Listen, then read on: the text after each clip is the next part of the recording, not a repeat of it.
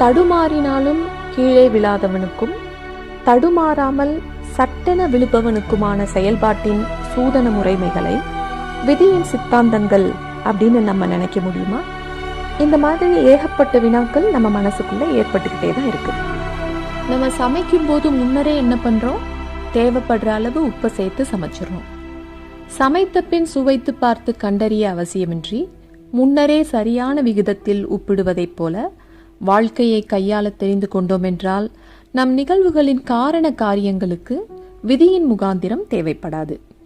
நம்ம வாழ்க்கையில வாய்ப்புகளை எதிர்பார்த்து நிக்கிறோம். அதே சமயம் நம் உள்ளுணர்வின் சொல்லுக்கு ஏற்ப ஓரளவுக்காவது முயற்சி எடுத்து முன்னே போய்விட்டோம் என்றால் நமக்கான பல பாதைகளை காலங்கள் வரவேற்கலாம். முதல் பாதையில் கிட்டாத வெற்றியை அடுத்தடுத்த பாதைகளில் ஆங்காங்கே ஒளித்து வைத்து ஒளிந்து நின்று வேடிக்கை பார்க்கிறது காலம்.